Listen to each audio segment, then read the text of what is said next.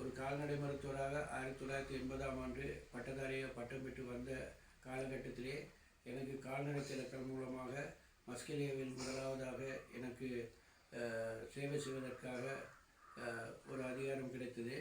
அந்த காலகட்டத்தில் தான் நான் தோட்டப்புறங்களிலே மக்களுடைய வாழ்க்கை தராதரம் எப்படி இருக்கும் என்று கண்டுகொண்டேன். என்னுடைய நோக்கம், நான் என்னுடைய வாழ்நாளிலே மலைய மக்களுக்கு கல்வி ரீதியாக பல உதவிகள் செய்ய வேண்டும் என்று நான் கங்கணம் கட்டினேன் அந்த காலத்திலே. அதே போல் நான் கல்விக்காக பல உதவிகள் செய்திருக்கின்றேன். நான் தனிப்பட்ட ரீதியாக என்னுடைய பொருளாதாரத்தில் மட்டுமில்லாமல் பல இடங்களிலே மக்கள் மத்தியிலே சென்று வலது கையிலே வாங்கி இடது கையிலே மக்களுக்காக கல்வி சம்பந்தமாக உதவிகள் செய்திருக்கின்றேன்.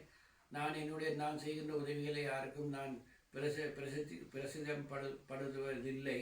குறிப்பாக எனக்கு நான் உண்மையிலே இந்த மலைய கல்வியை பற்றி பேச வேண்டுமானால் கௌரவ மறைந்த அமரர் சௌமியமூர்த்தி தொண்டமான் அவர்களுக்கு, அதே போல் மறைந்த அமரர் ஆறுமுகன் தொண்டமான் அவர்கள், அதே போல் பல வேலுப்பிள்ளை போன்றவர் கல்விமான்கள் இந்த மலையத்துக்காக பல கல்வி சேவைகள் செய்திருக்கின்றார்கள். அதில் திரு வெள்ளையன் அவர்களையும் மறக்க முடியாது. இப்படிப்பட்டவர்கள் எல்லாம் இந்த நாட்டிற்காக இந்த மலைய மக்களுக்காக கல்விக்காக பல சேவைகள் செய்தபடியால் நானும் அந்த வழியிலே சில சேவைகள் செய்ய வேண்டும் என்று ஒரு சிறு சேவைகளை செய்து வந்து கொண்டிருக்கின்றேன்.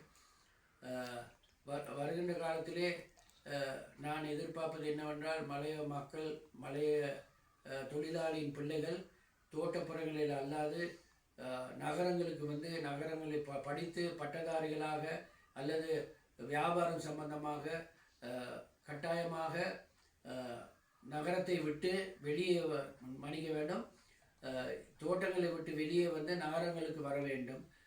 தமிழிலே ஒரு பழமொழி இருக்கிறது, கெட்டும் பட்டணம் போய் சேர் என்று. எங்களுடைய சமுதாயத்தினர் இன்று பார்க்கக்கூடியதாக இருக்கின்றது. கொழும்பிலே பெரிய என்டர்பிரனர்ஸாக இருக்கின்றார்கள், பலர் பெரிய பெரிய வியாபாரங்களில் ஈடுபடுகின்றார்கள். அதே போல் இப்பொழுது இருக்கின்ற ஜனத்தொகையிலே தோட்டங்களிலே வேலை செய்பவர்கள் 1,30,000 குறைவாகத்தான் வாழ்ந்து கொண்டிருக்கின்றார்கள். தோட்டங்களை பற்றி நாங்கள் கவலைப்பட வேண்டியதில்லை. தோட்டங்கள் அரசாங்கம் நிர்வகித்து கொண்டு செல்லும். எங்களுடைய மக்கள்